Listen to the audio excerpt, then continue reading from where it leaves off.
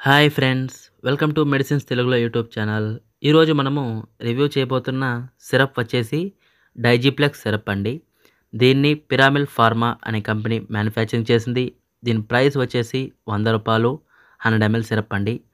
దీంట్లో ఉన్న కంపోజిషన్ మెయిన్గా చూసుకున్నట్లయితే ఆల్ఫా అమైలేస్, పెప్సిన్ మరియు ఫంగల్ డయాస్టేస్.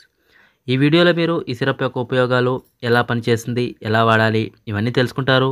మీకు ఈ వీడియో నచ్చినట్లయితే లైక్ చేయండి, మన మెడిసిన్ తెలుగు సబ్స్క్రైబ్ చేసుకోండి. ఈ వీడియో మీ ఫ్రెండ్స్కి షేర్ చేయండి. నేను మీరు ఆశించేది ఒక లైక్ అండ్ సబ్స్క్రిప్షన్ మాత్రమే. ఇప్పుడు మనం వీడియోలోకి వెళ్ళిపోదాం. ముందుగా ఈ సిరప్ యొక్క ఉపయోగాలు చూసుకున్నట్లయితే, ఎవరికైతే ఆకలి వేయదో వాళ్ళకి ఈ సిరప్ తాగినట్లయితే ఆకలి వేస్తుంది.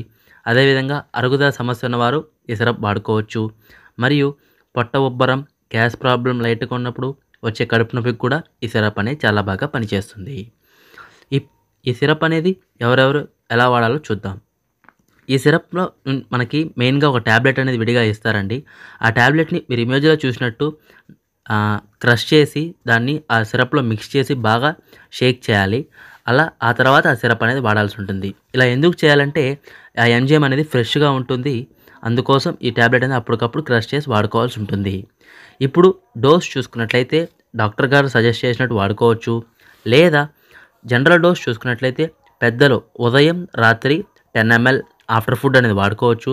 మరియు చిల్డ్రన్ 8 నుంచి 10 సంవత్సరాలు ఉన్నవారు ఉదయం, రాత్రి 5 ml తిన్న తర్వాత వాడుకోవచ్చు. దానికన్నా తక్కువ వయసు 2 నుంచి 5 సంవత్సరాలు ఉన్నవారు ఉదయం, రాత్రి 2.5 ml ఆఫ్టర్ ఫుడ్ అనేది వాడుకోవచ్చు. గర్భిణీ స్త్రీలు, పిల్లలకు పాలిచ్చే వాళ్ళు ఈ సిరప్ వాడాలంటే మీరు ఖచ్చితంగా డాక్టర్ గారి సలహా తర్వాత వాడాల్సి ఉంటుంది. ఓన్గా అయితే ఎట్టి పరిస్థితుల్లో వాడకండి. ఇప్పుడు మనము ఈ సిరప్ అనేది ఎలా పనిచేస్తుందో చూద్దాం.